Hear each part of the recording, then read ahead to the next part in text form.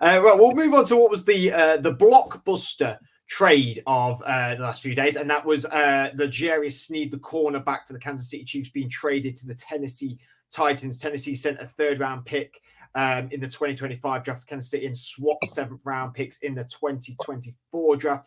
On the back of this, obviously, Kansas City franchise tagged Sneed, and now he has gone to the Titans. He's now in, I believe it's in the last few hours, I think, is that he's signed a contract extension, which is a 4-year, $76.4 million deal, includes $55 million guaranteed and a $20 million signing bonus. I'm getting this from CBS Sports. It make him one of the highest paid cornerbacks in NFL history, which has now come to fruition. Sneed's 19.1 million average annual value now ranks 6th highest amongst corners.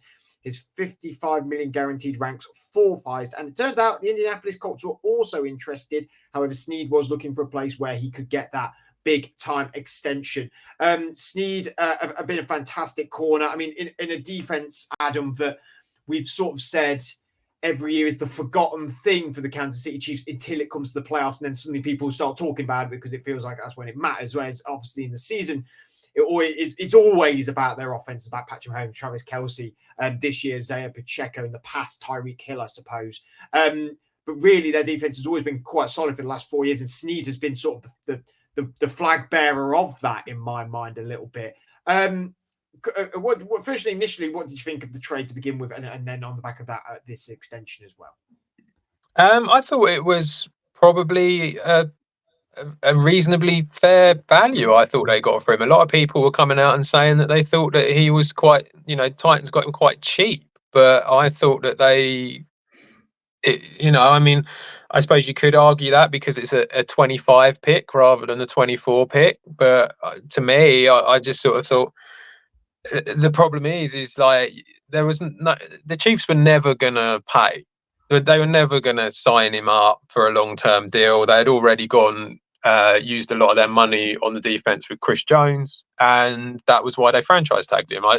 I think the Titans knew that, and I think pretty much all the other teams knew that. So they were never going to pay a lot for him. So the fact that they got a third in 2025, and was it swapping sevenths, isn't it, or something? Is that this year? I think this year swapping sevenths. Yeah, I mean, I just felt like the value was probably what you were going to get, because they knew that the Chiefs were kind of over a barrel a little bit for it. There wasn't much that they could do. From the Titans' point of view, I think they've got a solid veteran who's going to do pretty well for them at corner for the next couple of years. Could you argue they've overpaid? Maybe a little bit, because it's a 4-year deal. Maybe if it was like a 3-year deal, it would have been better for him, because once he's 28 now, so once he's like 31, 32, you sort of think, are you going to get the same guy? Probably not. But they're in a position where they need leaders in that Titans dressing room, and I think that he's certainly one that could do that for them. You know what these contracts are like as well, Adam. You just move a few bits of money around. It don't matter if it's for 4 years. You can move it into the second year when he's at his prime if he wants. Andrew, I mean, a talisman for the Chiefs in their Super Bowl win last season. I mean, obviously made that a crucial play against the Ravens. Again, I think a big leader on the defensive side of the ball, like Adam sort of noted too, that Tennessee are probably needing them sort of style players. Obviously, a few exits for Tennessee this year, but we'll stick on just what you thought of the initial trade and this new deal to begin with.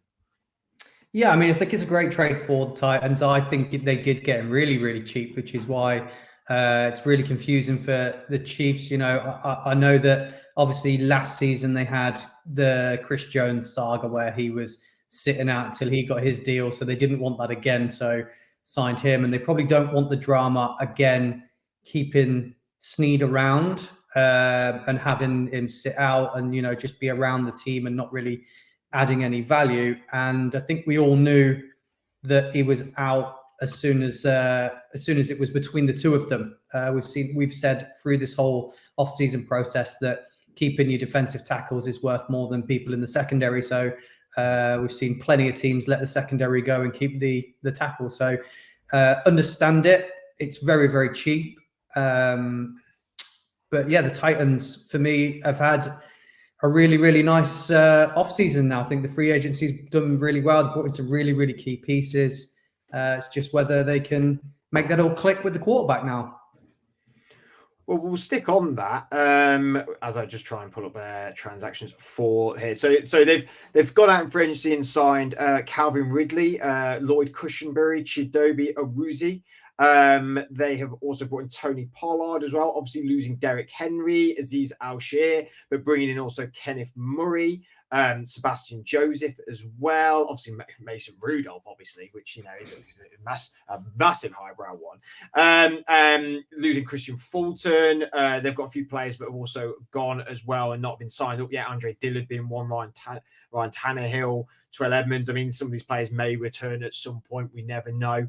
Yeah, a lot of movement by Tennessee this year, and they had obviously a lot of cap to use. And it seems like they've had a bit of a direction, Andrew, and they sort of know what they're going for. And I think Adam alludes to, you sort of agree that they are looking for some leaders, because they had obviously they had Mike Vrabel, and he was, you know, the biggest leader going, and then he sort of was the leader for the whole team, and then there was a couple of good players. But it feels like now with the changes they've changed the coach, haven't they? I know I barking up the wrong tree. It just feels like it just happened ages ago. But I can't remember who their new coach is, though, off the top of my head.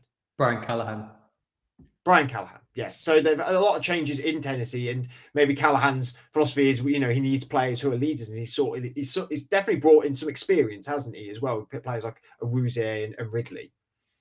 Yeah, definitely. A lot of experience and a lot of, I like the Pollard move as well. I know a lot of people aren't sure about that, but Spears looked good at the back end of the year. So I think they've got two really talented twos, which I think might work for them quite well in the rotational system. Cushenberry, I think, is a very good offensive lineman. I think getting the trenches right would be something they want to get in there. And then, like I said, Calvin Ridley coming over with DeAndre Hopkins, and see if Burks actually works out is big. And the key piece on the defense as well. I thought Sebastian Joseph Day's really, really underrated for the things he's done at all the clubs he's been at recently.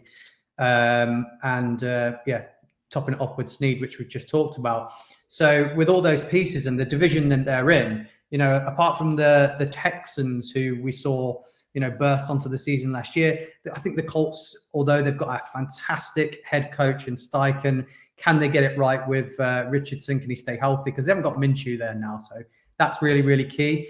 And the Jags still thinks a little bit disorganized. You know, they haven't quite hit it off with Lawrence. He's not been healthy.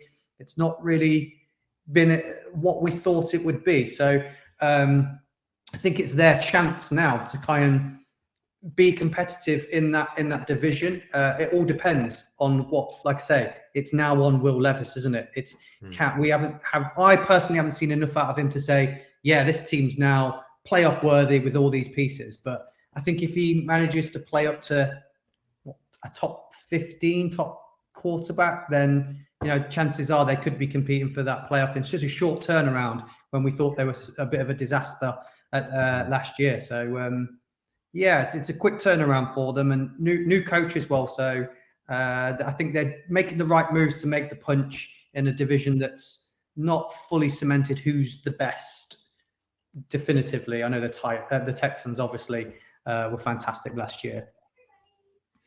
I mean, the Titans for me, Adam, have always been a team that I've sort of struggled to get my arms around, because I've always been a bit like, it's just Derrick Henry and running. I've never been that convinced on the receivers they had at the time. Obviously, AJ Brown was very good, but they didn't exactly have the quarterback to make him excel. I've always been a little bit cold on the defense, even though they performed very well in the last few years. Last year, obviously, was not great for them. And then they've made all these moves, and really,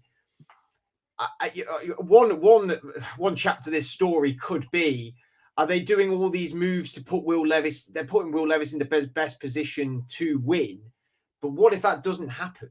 Is that then another conversation that then starts to happen in the room? Yeah, absolutely. I mean, that's kind of all you can do, isn't it, for your quarterback, is put him in a position to be able to do the job as well as they can, and then hopefully they play up to it, basically, is what it is. So if you bring all these guys, if you bring in like someone like Calvin Ridley as your wide receiver 2 here, you know, I mean, that you could argue that the Jags had him as the wide receiver 1 when he went there. It's basically a wide receiver too, because you've got Hopkins there. You know, they do have a little bit of depth at wide receiver. It's not amazing, but they do have a little bit there. So it's like that's great when you got them. You got a competent tight end in a Okonkwo. The O-line is not fantastic. That's probably the area of improvement that is needed, but based on where they are in the draft, logic suggests that they will get the best O-line guy there. And bringing in these names on the defense will, in theory, help. And I think you're going to see a bit more of an attacking wide receiver passing game this year with the Titans compared to what you have before. I think Callahan has shown that that's kind of what he wants to do, and that was kind of what his dad did as well. So you feel like that's probably what's going to happen.